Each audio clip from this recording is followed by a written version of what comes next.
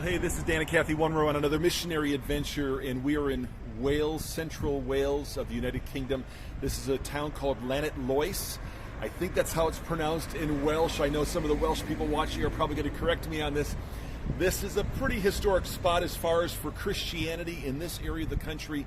John Wesley in the 1740s, 50s, and 60s came and preached throughout Wales and birthed revival in this nation. In fact, Wales is known as the country of revivals, as is Scotland, because God has moved in so many ways throughout this nation. Probably the most famous being the Welsh revival of 1904. And so we've met a lot of Welsh people in the last few days that are saying, Lord, do it again, bring revival. And so why are we in Llanidloes? Well, it's because in this town, at this location right here at the market house, that John Wesley came through here and preached. And he came through the town at least on 6 different occasions. I was trying to find information about any of those visits. We found out that at this stone, at the corner of the building here, is where he would stand up and preach on this stone. A crowd would gather and hear him preach.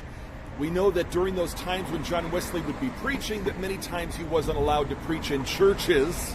Churches kicked him out, and so he would go to public places like the market houses in the center of towns and preach the gospel, and a crowd would come. So let me just read a little bit in a historical book of the history of Llanidloes that I just saw here. It says, the experience in Llanidloes around the same period of another great leaders of Methodism, John Wesley, was less intimidating but still arduous.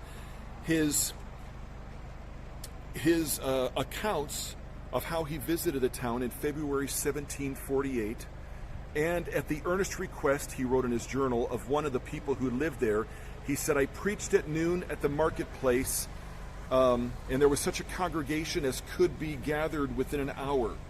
The stone from which Wesley is reputed to have preached still rests next to the market hall, but the relic, notwithstanding the absence of the great excitement of his 1748 visit, is evident.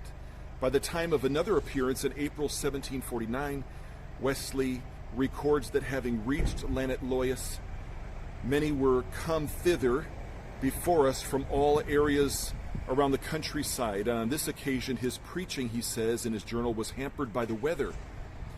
For the wind was so piercing that whenever it came into his face, he said, it almost took my breath away, took away my voice. He made further visits in 1750, 1764, and at last he enjoyed the shelter of the building. He was allowed to preach inside this building in 1769, but he gives few details about that visit. You know, when you're preaching the gospel, there's going to be opposition to it, and God bless the memory of people like John Wesley that can encourage us today at this time in our nation and around the world to take a stand for truth, especially when so much in culture is trying to give lies to the people about Christianity and about Jesus Christ. And so we want to take a stand for the truth and let people like John Wesley, who preached on this stone here at Llanidloes, to stand up firm and take a stand for the gospel. Be the person in your generation that makes a difference. So until next time, we want to remind you that it's worth it serving Jesus. From Llanidloes, bye-bye.